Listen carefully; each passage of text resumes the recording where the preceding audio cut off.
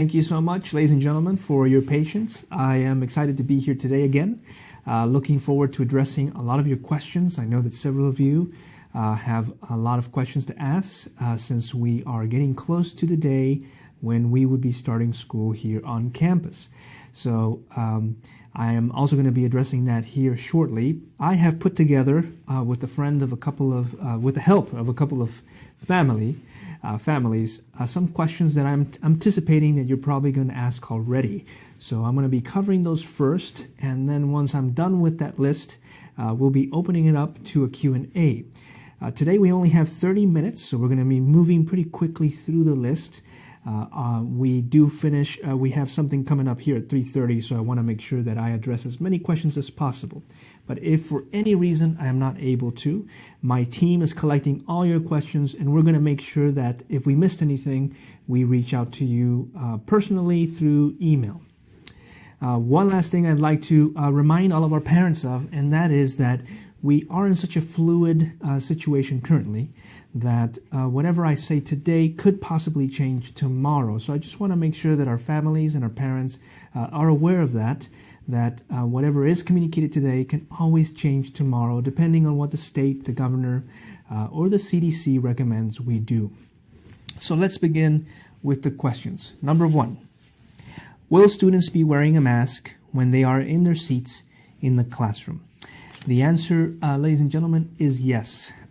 If we were to open up school next week, which is the 8th, Tuesday the 8th, after Labor Day, then we would have close to 60% of our families on campus, which means we would not be able to accommodate everyone and also meet at the same time the 6 feet regulations. So our students would be required to wear their masks while in the classroom all day. Now, we are going to have some mask breaks to make sure that our students get a chance to go outside and get some fresh air. That is going to apply to all of our students, kinder through 11th grade. So the answer to that first question is yes, our students are going to be wearing their masks. Number 2, if the state mandates requiring masks and social distancing is lifted, will the school reopen at full capacity? So I want to parse that question a little bit because there is some confusion regarding what the state mandates and what the local health department recommends. Our local health department recommends that the school begin or open by phases. And the first phase that they recommend is that we only open it up to 25% of our students. Now, that is a recommendation. The state, on the other hand, has not made any strong requirements regarding opening or keeping a school closed. So that is why you'll see several of our neighboring schools, some of them in the Schertz-Cibolo district and some in the neighboring districts, including some of our charter schools. You'll see that some schools are opening at full capacity already on the 8th, and some schools are not opening at full capacity at all. So they're following the local health recommendations. We are in the process of finalizing the approval to open as soon as possible. The hope is to be able to open next week. But again, we are waiting for our home office team to give us the green light for that. If we are allowed to open at full capacity, we're going to be communicating that to all of our families as early as Wednesday of this week. So you'll be receiving an email from me with more details about that. So once again, to answer the question, will we be opening up full capacity? The answer is yes, if we are allowed to. So once again, we're waiting for our home office team to give us the green light, and we should know by this Wednesday.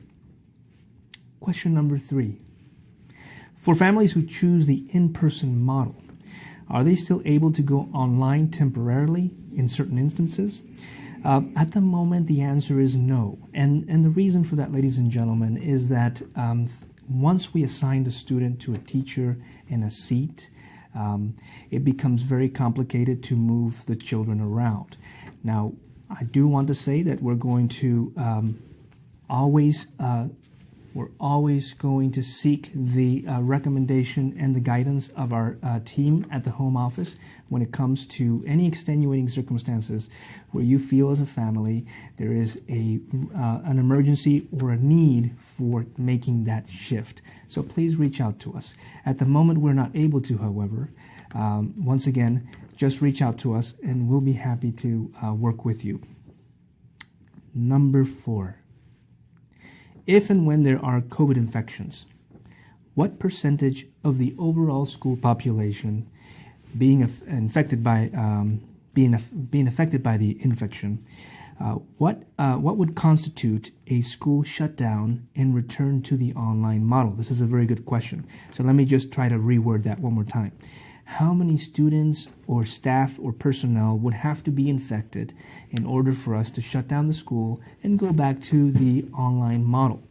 At the moment, we don't have a number, but I can tell you that the flu number, so for our regular flu cases, that's usually about 10 to 15% of our population. That's when we would do a school lockdown. Given the fact that the COVID is a little more severe, and there are many reasons to fear it, that's probably going to be a much smaller number for our campus. Again, that would be something that I wouldn't be making the decision for. It's something that we would do in consultation with our team office.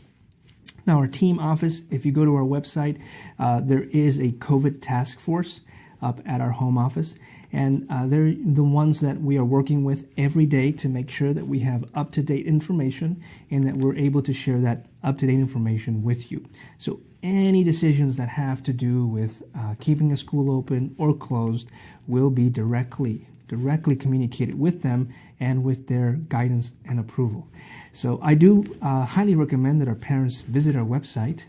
You will see a link at the bottom left corner of the website for any COVID related question that you might have.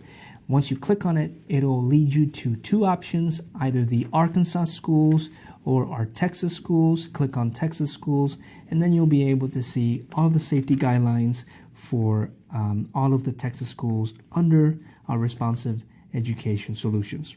Okay, so if we were to close, so the same question asks, if we were to close the school and go back to the online model, would it be the phase 1 model? The answer is we would go straight to the phase 2 model. So the phase 2 model is a little more rigorous and it expects a lot more from the students. So I recommend that our families go back to our academic plan, which is undergoing a number of revisions right now, but it should be up on the website pretty soon. So please go ahead and review the phase 2 model. There are some important changes that have happened.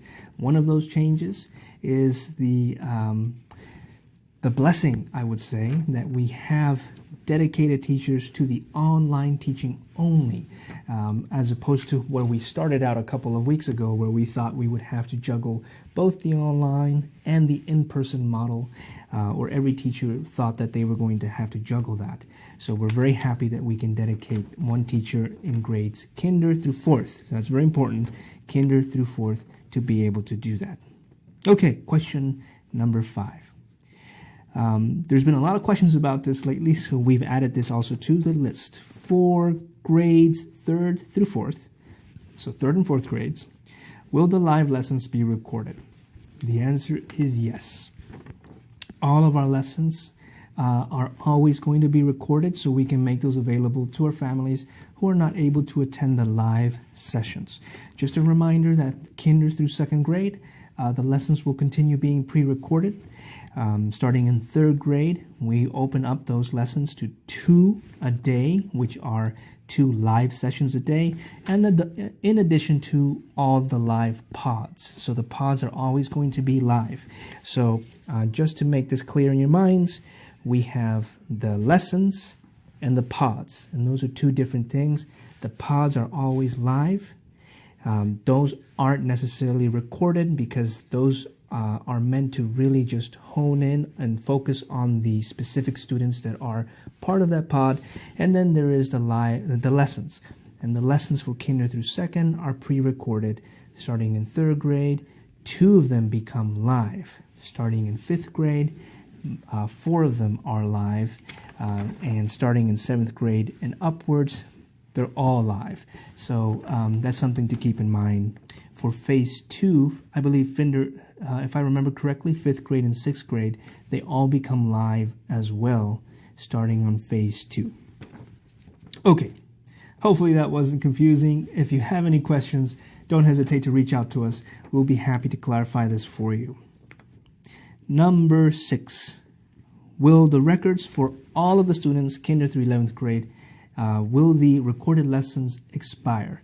The answer is no, they don't expire. It really depends on the classroom teacher. The classroom teacher is able to remove a video, is able to archive the video, is able to delete the video. At the moment, we haven't asked our teachers to delete the videos or archive them, so we're anticipating that at least the videos are going to be up for the next 9 weeks. Every quarter, we might be looking at just removing some of the videos in order to clean up the Google Classroom site. Those of you who have been working with Google Classroom and probably have been experiencing some headaches with trying to find the assignments, find the videos and whatnot, it helps whenever we remove some of those items in order to keep the website or the classroom cleaner looking and more organized and easier for our students to be able to find the material that they need for classes. So the answer for number 6 is the videos will not expire. Number 7, are the students able to join both the daily learning pods or only one per day? I think this question is probably asking about our phase 2. So I'm going to answer it for phase 2. Our students in phase 2 will have pods from Tuesday through Friday. Monday, again, will remain a conference day for one-on-ones if parents need to communicate with the teachers or meet with them. And then Tuesday through Friday, we're going to have pods. And pods will take place twice a day. So this is very important. There will be a pod in the morning and a pod in the afternoon. Students should be in both pods in the morning and the afternoon, Tuesday through Friday. If a student cannot make it to the pod, they will be recorded so that they can watch those later in the evening. Again, I do want to strongly encourage, however, if you have committed to do the online model, please, please, please, we ask that our students try to be in as many pods as possible. Now, given the schedule that we do have, it's 2 a day, so they wouldn't be able to do more than 2 a day. And I think that is a good load for our children so that they are not sitting in front of a screen for too long. Okay? So 2 pods a day, Tuesday through Friday. Please be in every single pod that is offered by the teacher. Thank you very much. All right, number 8. How is the school planning to conduct so many live classes and learning pods given the previous bandwidth issues? So we have good news. Our IT department has replaced some of the equipment that we have here on campus, and now we have a very strong bandwidth. But with the changes that we're making to phase 2 in dedicating 1 teacher per grade, we have significantly reduced the number of live sessions that are happening here on our campus. So we have tested the system out. It's working really well. Visibility is much better than it used to be. So we are not anticipating too many issues with technology. Obviously, we can't promise that there won't be any. As you know, technology is a little tricky to work with. So that was question number 8. Question number 9. Peer interaction is tremendously important to the student's development at every age and grade. So how will phase 2 accommodate this intrinsic need? I believe that the question is probably directed at mostly our online students because our in-person students are going to be able to build those relationships with a few minor changes such as masks and transitions, which if you have questions about, I'll be very happy to address what that's going to look like on campus. For our online students, we're always talking with the teachers about providing and making available some sessions or some live meetings where they can just interact with each other in a healthy way. Obviously, it's not going to be what it could be with our students here in person, but at least there is an outlet or a way for our students to be able to still develop friendships, even if it's online. So we're continually talking about that, and we're hoping to be able to have more information for you on what that could look like. So that is question number 9. There is a question about PE here that I want to address for our students who are going to be online. On campus, the PE expectations are that our students do about 50 minutes starting in the middle school. So starting in 6th grade, it's 45 minutes. Starting in 7th grade, it's about 50 to 55 minutes. Our students do 50 minutes of a workout every day, both inside and outside. That is the reason why we have maintained and kept the same expectations for our students on campus. And those will be the expectations that we will continue upholding for our students online as well. Now, having said that, we are definitely open to adding some more options. We've been talking to Coach Snyder about additional options that could make it a little easier for our students to be able to meet the requirements and be able to fill out their exercise log. We recognize that not all of our families have the right equipment, or some students might not be able to go outside at certain times of the day. So we are thinking and revisiting the list of items that we do have right now. One thing that has changed that I'm very excited about is Coach would like to encourage, and I would like to encourage this with him as well, that our students mow their neighbor's lawn or find someone in need, someone with a disability, and then help out with mowing the lawn or other house items. That could also count for physical activity. So more on that will be coming soon as Coach and I are able to finalize those plans, and you'll be hearing from Coach directly about those options. So before I open it up to questions, I do have one last announcement, ladies and gentlemen, and that is supplies. Several of our families have been reaching out to us to ask us about what do we do with all the supplies that we have at home. We want to bring them to campus. How do we do that? We will be sending out an email with details on how to drop off supplies. You will be allowed to drop off supplies once school starts. So we have a plan for it. We'll be communicating that to you soon, and you'll be hearing from our office staff in regards to those plans. So hopefully, ladies and gentlemen, I was able to address as many questions that you have. If not, please go ahead and start typing in. I'll be very happy to help out and answer as much as I possibly can with the information that we currently have on hand. So, Ms. Morales, do we have any parents asking questions? Yes. Ms. Vincent said high school currently follows the same schedule online that it will in person. Would in-class students be able to view online lessons if they needed to stay home?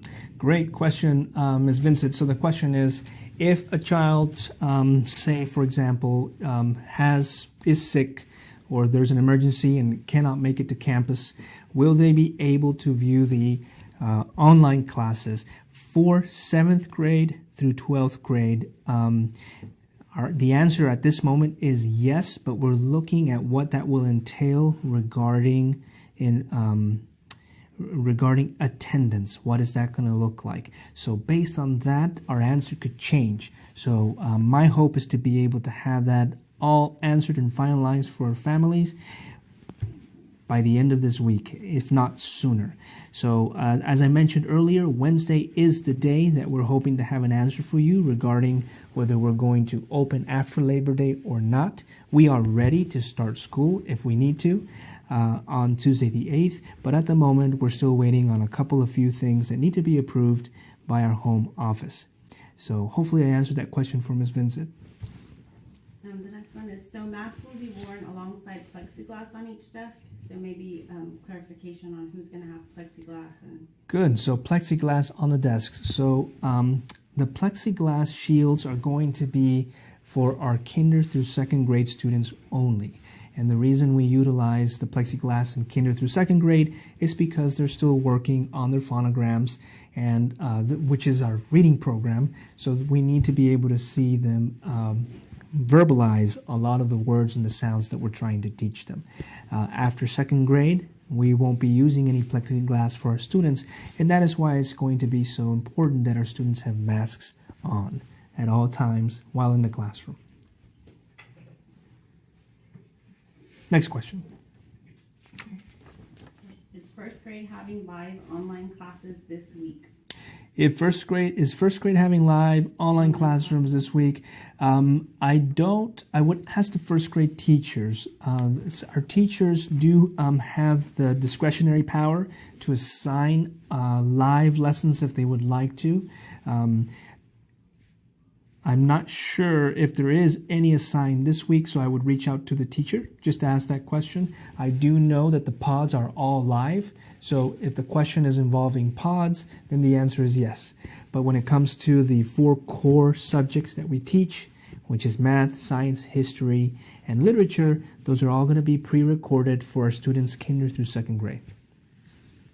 Will students have to wear masks during PE? Great question. Will students have to wear masks during PE? It depends on where our students are at. If they're inside the building because of the heat index, then they are likely going to have to wear a mask. If they're outside, however, and we're able to social distance, they'll be able to take those masks off. Our intent and our goal is to be outside as much as possible in order not to ask or demand that our students wear the masks while exercising. So, yes. For phase 2, will Monday still be designated as a testing day for online students? So for phase 2, great question. Will Monday still be designated as a testing day? The answer is no. For phase 2, our students will be assigned tests throughout the week, just like a normal regular class schedule. So that's something to keep in mind. That also that change also affects homework and assignments. Homework and assignments are no longer going to be due on Sundays. They're going to be due on the day that the teacher decides that they need to be submitted. So if I assign homework on Tuesday morning, then my expectation as a teacher is by Wednesday morning at 8 a.m. before the students show up to school, all that work has already been submitted by the child either the day prior or before 8 a.m. in the morning the next day. So next question. Next question. They're coming in real fast. I'm trying we're trying to answer some that can be answered by us, and I lost that one. Packets. They were asking if packets will be available for pickup. Paper packets for online. Yes, so there will be, so the question is, will there be paper packets for online? The answer is yes. We are planning on scheduling a number of pickups for pickup drives for our families. At this moment, we haven't scheduled one because we're still waiting for a few materials that have been delayed due to COVID. So we don't want to overwhelm you with the number of visits that you need to do to campus. So we're just waiting for a few things to be shipped to our campus so that we can organize them and prepare them for pickup. So a pickup will be coming soon, and we'll be also emailing that information to our families. So, next question. Will lunch be distanced in the gym, or will they eat in their classrooms every day? Great question about lunches. Will lunch be distanced? Yes, it will. We have created a rotating schedule for our students to be able to eat either in the cafeteria or in the classroom or outside, so that we're able to maintain the 6-foot distance requirements. So lunches will be rotated so that our students will no longer, be all in the gym for lunchtime at the same time like we usually did in the past. Now we're going to have some students eating in the classroom while some are in the cafeteria and others are outside under the shades that we have in our backfield. I don't see any more questions. Don't see any more questions? There's one that says, when a COVID vaccine is developed, will it be mandatory for students to get like other required immunizations? Oh, great question about vaccines. Will it be required for students to get vaccines? So I don't know the answer to that question. It's very likely not going to be something that I could make a decision on. So we're probably just going to wait on what the governor has to say regarding vaccines. If there is a mandate for it, then we'll make sure to communicate that to our families so that our families can make the decision on what is best for their children. So hopefully I answered that question. If Anything they're able else? to provide a doctor's note to allow students to sit off PE if they can't wear a mask during PE. So for doctor's notes, this is very important, and I want to just remind all of our families about this. Getting a doctor's note that says that a child should be exempt of a certain activity won't necessarily mean that the child will be exempt from that activity. For this reason, and this is very important, and I want all of our families to really have this information because it's crucial. We really need to know what the diagnosis is of the child that would result in being exempt in participating in any activity, whether that be PE or be any other of our academic classes. So if you do get a doctor's note, we do ask that the doctor be very explicit about what the condition is, what the diagnosis is, and then we also need to know for how long the exemption is being recommended by the doctor. Once we get a note, then we go ahead and submit that once again to our COVID task force, and they take a look at that, and then we are able to make a determination at that point. But I do want to remind our families that it is not a quick process. It takes some time. So we will work with you, however, to find a solution to your concerns as much as we possibly can. So that was a good question. Do we have any more? We have 2 minutes left, and I want to make sure that we try to get everything that we can. This is your last question. Okay, this is my last question according to Ms. Morales. All right, Ms. Morales. We'll answer the rest. Okay, go. Dare County is now showing that we are at a moderate risk level. Will that change any of the safety measures? Excellent. I'm so glad that someone asked this. So Bexar County is showing that we are at a moderate risk level. Will that change? What was the last part of that question? Will that change? Our safety measures? Will it change our safety measures? Thank you so much. Okay, so we have been asked and we are required by the COVID task force, that is our home office, to open the school at the severe or at the higher, above the moderate level, if you will, to begin school at that level. And the reason is we want to take extra precaution the first 2 weeks, 3 weeks of school to make sure that we are keeping our students safe, our teachers safe, that we are taking the steps, that we're being responsible and not negligent when it comes to the safety and the health of all of our families. So we will be starting, if we open next week or anytime after next week, depending on what our home office decides. If we open, we will be opening above the moderate level just to be extra safe. Nevertheless, there is a very nice feature on our website that I want to encourage all our parents to go to. If you go to the Responsive Ed website and once again go to the resources and click on Texas, there's going to be a live link in the document in our safety guidelines. There's going to be a live link that will take you to exactly where we are on a week-by-week basis. So you'll have that information at your fingertips. You'll always be able to see, are we at a moderate level, are we at a severe level, or are those numbers declining? And happily, and this is very good news, we are declining, which is great. The numbers are dropping. That means that soon we'll be able to go back to our normal life here on campus, which is something that excites us all because we'd love to see all of our students here and we'd love to serve them on our campus. In the meantime, we're very happy to make sure that we're providing options for you so that our students are not falling behind and they're still getting the quality education that they should be getting by coming to a Founders Classical Academy. So ladies and gentlemen, thank you so much for your questions.